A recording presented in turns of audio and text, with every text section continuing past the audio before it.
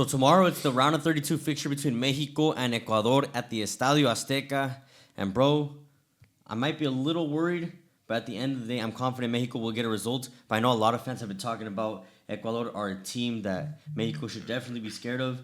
I know a lot of pundits, influencers, a lot of fans have been talking about this match specifically because, I mean, how do you face a strong third place opponent in Ecuador versus like the USA who got like a Bosnia, Canada who got South Africa, but then there's Mexico who probably got the most difficult third place opponent. So that kind of just leads me to this question, bro, to start the video. Should Mexico be scared of Ecuador tomorrow? I don't think so. I mean, if you look at the history of Mexico when they go to knockout phases, who are we playing typically? Yeah, it's always like Netherlands. Argentina. Argentina two times. One time we didn't even make it. Germany back in '98, yeah, back in those. If you think about it, who would you rather face? Germany or Argentina?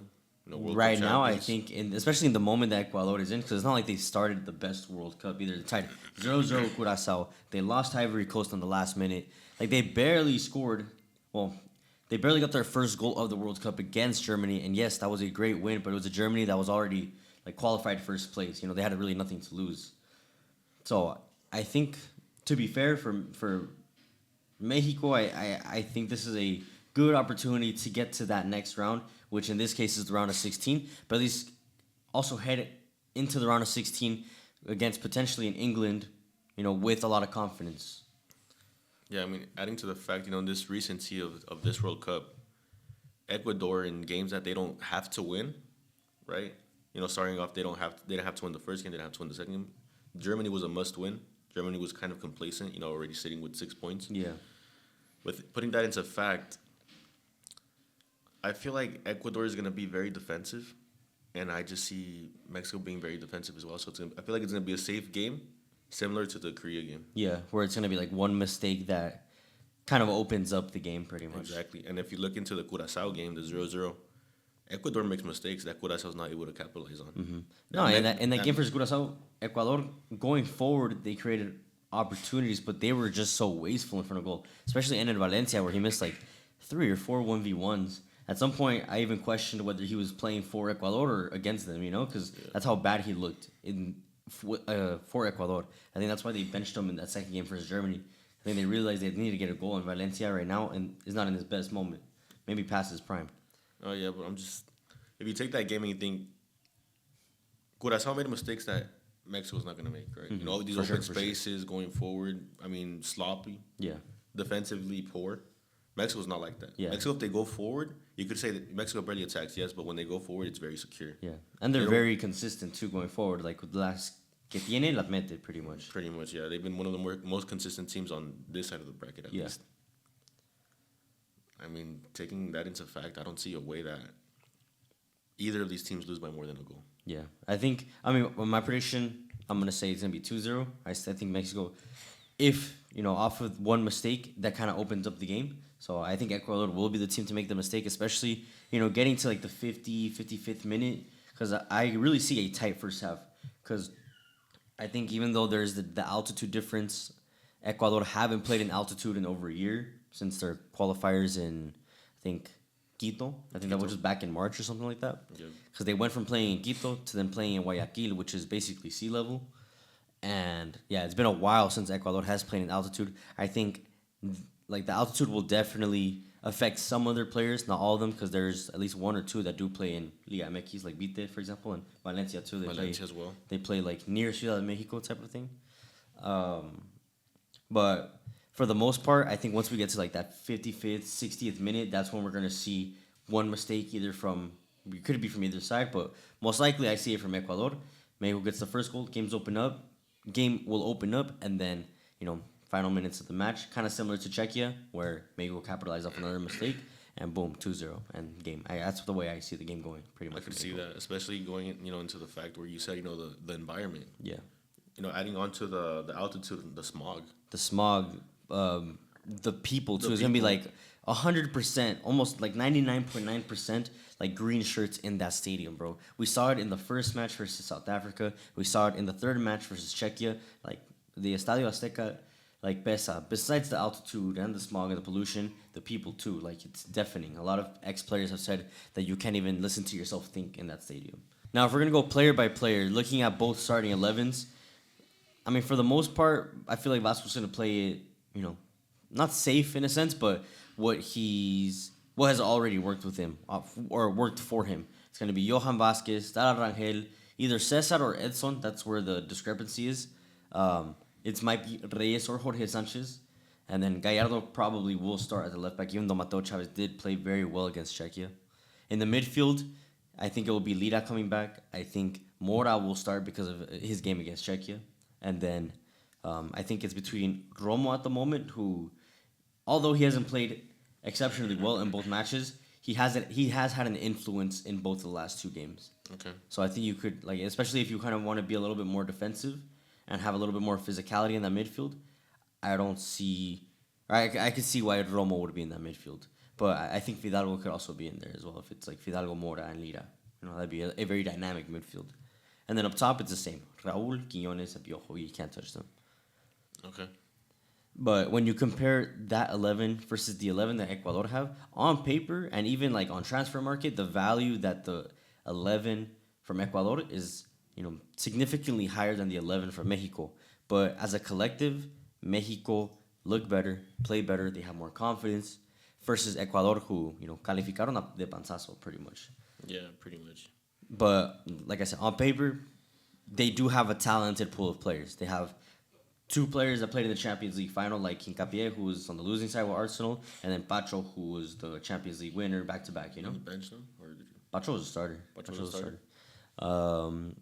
They also have a couple players that played, I think, one in the Belgian league, some that play for in Liga MX. So they have Moises Caicedo, who plays for Chelsea as well. Yeah. So they have an interesting squad as well. But obviously, like I said, against Ivory Coast and against Curaçao, they didn't show that. They didn't take advantage of the quality and the individuals that they have pretty much. Yeah. And also going forward, I feel like going forward, Ecuador might attack a little better than Mexico. Because they have players like on the wing who can take the players 1v1. To be fair, Ecuador kind of reminds me of an old Mexico, like 2010, 2014, where we had, Vela at Arsenal, Chicharito going to Man United, Giovanni Dos Santos in Barcelona, starting off that. And, we had all these big players, right? And They just couldn't get them. For the player by player, like, we were stacked, right? Yeah. And I still prefer this team over that generation. I think it depends, though. Like, if we get eliminated round 32 versus Ecuador, then would you still prefer that generation or this generation over that? Well, it depends. You have to see the game, right? You have to play it. Yeah. And then I'll tell you what I would prefer, what I didn't prefer. Yeah, because Mexico are favorites to advance, and if they advance, then I think it's fair to say that even though this generation on paper is not the most talented, then I still think it's better. If you look at their way of playing, the style, think about how they used to play in 2010, 2006. It was way more attractive. 2006 specifically, 2006 yes. specifically. Even 2010 was fairly attractive. Beating France 2-0. But if you take that into consideration,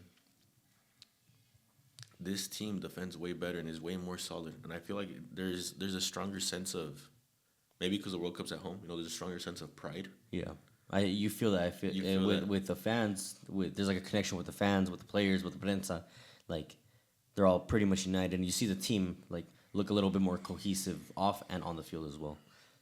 Exactly. And that's just something that I'd like to touch on because I don't think we've ever had this, growing up. 06, I barely lived it. 2010, I don't remember this cohesiveness.